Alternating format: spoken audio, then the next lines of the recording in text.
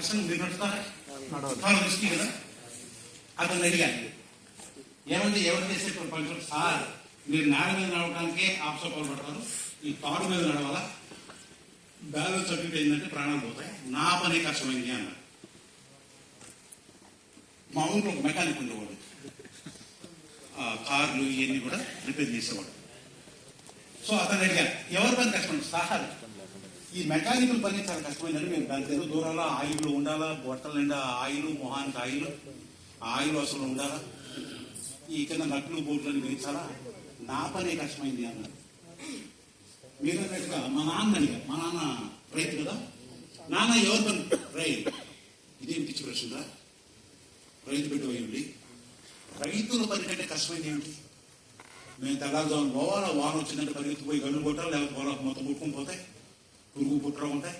ఎండలో పోయిన తర్వాత ఎండలో అంటే మే నెలలో 45 degrees టెంపరేచర్ ఉన్నప్పుడు ఎరువు తోలాలి, పోయిన లేకపోతే మరి వర్షం పడదంటే తోలేము, చీకట్లో వెళ్ళాలి. రైతులు మించిన పని కష్టమైన పని ఏముంటుందా అన్నాడు మా అబ్బాయిని అడిగానండి.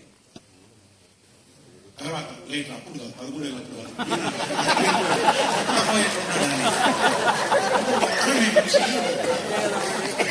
నాకు సైకాలజీ చూసింది కదా, నీ కన్ను కదిలిన దాన్ని బట్టి అర్థమైపోయింది, బాడీ లాంగ్వేజ్ ఉంటుంది కదా. అంటే మీరు ఫాస్ట్ లో అంటే నేను చెప్పిన దానిలోకి వెళ్ళిపోయి ఉన్నప్పుడు కన్ను లెఫ్ట్ ఇలా కదులుతుంది బయట, అది చూసాను. సో పెద్ద అయిన తర్వాత అడిగా మా అంటే నేను పెద్ద అయిన తర్వాత మా ఓన్ స్కూల్లో ఉన్నప్పుడు ఎవరితో కష్టం రా నాన్న, స్టూడెంట్స్ కంటే ఇంకా కష్టం పని ఏంది రా అన్న. ఆ టీచర్ వాళ్ళకంతా లేడీ టీచర్ ఉండేవాళ్ళు, గీతాంజలి స్కూల్ అని హైదరాబాద్లో బేగంపేటలో వెళ్ళేవారు మా అబ్బాయి మా అమ్మాయి. ఆ టీచరు ఇంట్లో హస్బెండ్తో గొడవ పెట్టుకుని వస్తే చాలా కొట్టేది, అసలు టీవీ లేకపోయి కూడా తిట్టేది. ఎందుకు తిడుతుందో ఏమిటో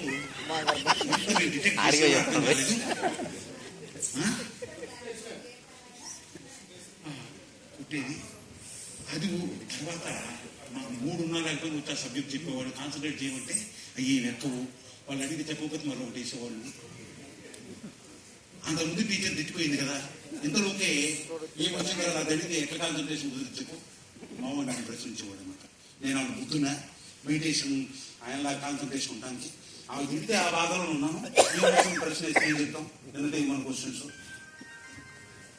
అంతేకాదు నువ్వేం చేస్తావు, పొద్దున్నే ఆటో వస్తుంది, ఆ టిఫిన్ తింటుంటే వాడు కూర్చుంటాడు, దగ్గర 6 పడుతుంటాడు, వెళ్ళి తీసుకొని పంపించేస్తాడు. మళ్ళీ సాయంత్రం వచ్చి వాటితో చదువుకుంటాడు, ఎవరో క్వశ్చన్ అతను వచ్చేసి ఇది అయిన తర్వాత మళ్ళీ వెళ్ళిపోయిన తర్వాత అమ్మ కూర్చొని కాసేపు చదివిస్తుంది. మళ్ళీ పొద్దున్న లేవటం, వాళ్ళ స్కూల్లో తెచ్చడం, అసలు 8 గంటలు నువ్వు పని చేస్తున్నావు అని అడిగేవాడు నన్ను. మీరు చేస్తున్నారా? స్టూడెంట్స్ పడ్డంత కష్టం ఇప్పుడు ఐఐటి స్టూడెంట్స్ నారాయణ చైతన్య ఈ పిల్లలు పడ్డంత కష్టం టీచర్లు పడుతున్నారు. వాళ్ళు 8 గంటలు చెప్తారు, 8 గంటలు చదివిస్తారు, ఎన్ని అసైన్మెంట్లు ఉంటాయి, ఎంత ఉంటుంది. చిన్నపిల్లలు కూడా అంతే కదా. మన పిల్లలను కూడా మనం ఏం చేస్తాం, స్కూల్కి పంపిస్తాం, మళ్ళీ వచ్చిన తర్వాత ఏదో వాటికి కొంచెం ఏదైనా సబ్జెక్టు డల్గుంటే ట్యూషన్ పెట్టిస్తాం, లేదా మనమే చెప్తాం, మనం నైట్ కూర్చొని చదివిస్తాం, చెప్పించుకుంటాం. ఎన్ని ఉంటాయా లేదా? ఇవన్నీ మనం ఏం చేస్తాం, ఆదివారం వస్తే మనం ఏం పని చేయం కదా, టీవీ దగ్గర కూర్చుంటాం, లేకపోతే ఫ్రెండ్స్తో కలుస్తాం కదా. మరి స్టూడెంట్స్కి ఆ ప్రివిలేజ్ లేదు కదా. సో మా వాడు అన్న దాంట్లో కొంత నిజం అనిపించింది. తర్వాత నాలుగు ఒక టీచర్ని అడిగా, ఏమో మన ఏ వృత్తి కష్టమైందంటే నువ్వు బదే ఉన్నది, మందే కష్టమైంది అన్న. ఏం సార్ అన్నాను, ఏమే ఆడ కూర్చుంటూ 100 మందిని 100 రకాల మనస్తత్వాలు ఉంటాయి, వాళ్ళకి మనం చదువుకొని వచ్చి మనం చెప్పేది వాళ్ళు నచ్చిద్దో లేదో మనకు తెలియదు, నచ్చకపోతే వాళ్ళు మాట్లాడుకుంటారు, ఆవలిస్తుంటారు, మళ్ళీ 2సారి పిల్లలు. మరి వాళ్ళంతా కూర్చుని హాయిగా మహారాజులు మహారాజులాగా ఉంటారు, మనం నిలబడి వాళ్ళ ముందు డాన్స్ చేస్తున్నట్టు ఉంటారు. టీచర్ ఇచ్చిన కష్టమైన పని ఏమంటుంది, నీకు ఈ డబ్బు పిచ్చి డబ్బు ఎందుకు వచ్చిందని. టీచర్లే కష్టజీవులు, వాళ్ళ పనే కష్టమైంది అని నేను ఇట్లా రీసెర్చ్ లాగా ఎవరిని అడిగితే వాళ్ళు అదే చెప్పానండి. కానీ నిజానికి ఈ ప్రపంచంలో ఎవరు చేసే పని కష్టమో తెలుసా? చెప్పండి. వినడం చాలా కష్టం. Very good.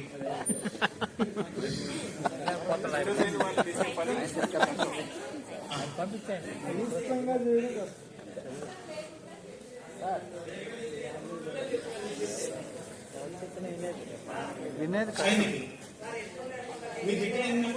లేదు.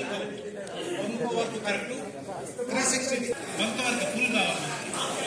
ఇప్పుడు కొన్ని మార్కులు వచ్చి నేను 35 రాకుండా 20 వస్తే పాస్ చేస్తారా? చేయరు కదా. పార్షల్ గా తెచ్చుకున్నాడు మార్కులు. కరెక్ట్. పార్షియల్. పని చేయడానికి శక్తి ఉన్నప్పటికీ పని చేయనివ్వకుండా ఖాళీగా కూర్చోబెట్టడం అనేది చాలా కష్టం. కరెక్ట్. పార్షియల్ పని ఎప్పుడు కష్టంగా అనిపిస్తుంది రైట్ సార్. రైట్. చేయకుండా ఉండడమే కష్టం. ఖాళీగా తిని పడుకోవడం కష్టం. రైట్. మాట్లాడినా కూడా మనలో డోపమిన్ అని ఒక కెమికల్ రిలీజ్ అవుతుంది. మీరు ఎప్పుడు సెల్ ఫోన్ స్క్రీన్ చూసినా కూడా ఒక చుక్క డోపమిన్ రిలీజ్ అవుతుంది. దానికి అడిక్ట్ అయితే సిగరెట్ కి, మందుకి, మాదక ద్రవ్యాలకి ఎలా అలవాటు అవుతారో సెల్ ఫోన్ కూడా అలానే అలవాటు అవుతారు. అన్నిట్లో మెకానిజం ఒకటే. అడిక్షన్ సెంటర్స్ యాక్టివేట్ అవుతాయి. సిగరెట్ తాగినా నికోటిన్, మందు తాగితే ఎనీ కైండ్ ఆఫ్ మందు, ఆల్కహాల్, డ్రగ్స్, ఇవన్నీ కూడా అడిక్షన్ సెంటర్ ని యాక్టివేట్ చేస్తాయి. డోపమిన్ అనేది రిలీజ్ అవుతుంది. సేమ్ మీరు కూర్చొని ఉంటారు, మీ ఇక్కడి నుంచి మీరు రోజు మీరు నిద్ర లేచిన తర్వాత 2 గంటల వరకు ఫోన్ చూడుకుని ఉండాలి. అది ఒకటి పెట్టుకుంటే మీ హెల్త్ చాలా బాగుంటుంది. 2 గంటలు ఫోన్ చూడకూడదు నిద్ర లేచిన దానివల్ల చాలా డ్యామేజ్ అవుతుంది. సరే, మామూలుగా ప్రెషర్ కోసం మామూలు స్కిన్ ఏం వస్తుంది చూస్తాం కదా, అదొక ఎడిక్షన్ అనమాట. ప్రతి 2 నిమిషాలు నేను మధ్యలో కూడా ఇప్పుడు దిక్కుతూనే ఉన్నాను. డోపమిన్ అది ఎడిక్షన్ అనమాట. దాన్ని కంట్రోల్ చేసుకోవాలి. మంచిది కాదు. డోపమిన్ ఎక్కువ రిలీజ్ అవ్వడం కూడా అది ఎడిక్షన్ గా మారింది. అది లేకపోతే ఉండలేని పరిస్థితి వస్తుంది. ఎప్పుడన్నా ఒకసారి ఓకే, ఎప్పుడన్నా సోషల్ డ్రింకింగ్ అంటారు కదా, జనవరి 1 కో డిసెంబర్ 31 కో ఎప్పుడైనా సంవత్సరంలో 2 సార్లు తాగారనుకో వాళ్ళకి ఈ ఎడిక్షన్ ఉండదు. కానీ రోజు తాగేవాళ్ళు, రెగ్యులర్ తాగారనుకోండి, వాళ్ళకి ఏంటంటే ఆ డోపమిన్ రిలీజ్ కాకపోతే పిచ్చెక్కినట్టు ఉంటుంది. వాళ్ళని ఏదైనా చేస్తారనమాట. ఈ మధ్య కాలంలో 16 ఏళ్ల పిల్లాడు కేవలం ఫోన్ దూరం చేశాను తల్లిని అభ్యసించారు. అదే ఎడిక్షన్ కరెక్ట్. కాబట్టి ఆ ఎడిక్షన్ ఆ ఫోన్ పిల్లలు కూడా చెప్పండి. నేను మీకని కాదు, నేను మీకు చెప్పేవన్నీ కూడా మీరు పిల్లలు చెప్పాలి అనేది. మీకు చెప్పే విషయాలన్నీ కూడా పిల్లలు కూడా ఏమిటి, పలానా వాళ్ళు అదృష్టవంతులు, పలానా నేను మీదంతా గవర్నమెంట్ స్కూల్స్ కదా, మీ దగ్గరికి వచ్చే వాళ్ళంతా కూడా కొంచెం అన్ఫార్చునేట్ పీపుల్, బాగా డబ్బులు లేనటువంటి వాళ్ళు కదా. డబ్బులు ఉన్న వాళ్ళంతా ఎక్కడ పంపిస్తారండి? కార్పొరేట్ గవర్నమెంట్ స్కూల్స్ కి పంపించడం. ప్రైవేట్ స్కూల్స్ అక్కడ క్వాలిటీ ఉంటుందా ఉండదా అనేది వేరే విషయం, కానీ మొత్తం పడదు కదా. గవర్నమెంట్ స్కూల్స్ లో అంటే ప్రైవేట్ స్కూల్స్ లో ఎడ్యుకేషన్ బాగుంటది. వినండి సార్, లెట్ హిమ్ ఫినిష్. సమాజంలో లైఫ్ స్టైల్ అలాంటి ఒక అభిప్రాయం పెరుగుతుందా లేదా? కూలి చేసుకుంటూ కూడా ఆ ప్రైవేట్ స్కూల్స్ పంపిస్తారు. వాస్తవంగా ఆలోచించండి, క్రిటిసిజం కాదు. సమాజంలో ఇలాంటి అంటే మన దగ్గరికి వచ్చేవాళ్ళు జనరల్ గా ఎఫర్టబిలిటీ ఉంటే వాళ్ళు వెళ్ళిపోతారు ఎక్కడికో.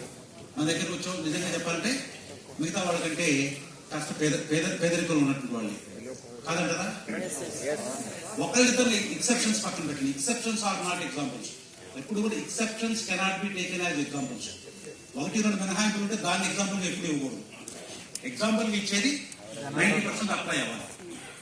అర్థమైందా? ఎక్సెప్షన్స్ కెనాట్ బి ఎగ్జాంపుల్స్ అని గుర్తుపెట్టుకోవాలి. 1-2 మినహాయింపులు ప్రతి చోట ఉంటాయి. ఇది టీచర్లో మన ఎవరో నేను చెప్పాను కదా, అమెరికాలో ఎవరో ఒకరికి దొంగతనం చేశారు జడ్జెస్ అంటే అందరు జడ్జెస్ అని దొంగతనం చేస్తారు. వాళ్ళకి చిన్నప్పటి నుంచి అలవాటు ఉంది. అది చూసినప్పుడు ఏంటంటే ముందు నేను చెప్పిన ఒక దాంట్లో రావాలి. ఇక అయిపోయింది. ఇక మీ ఛాన్స్ అయిపోయింది. నేను చెప్తాను ఇక మీ ఛాన్స్ అయిపోయింది.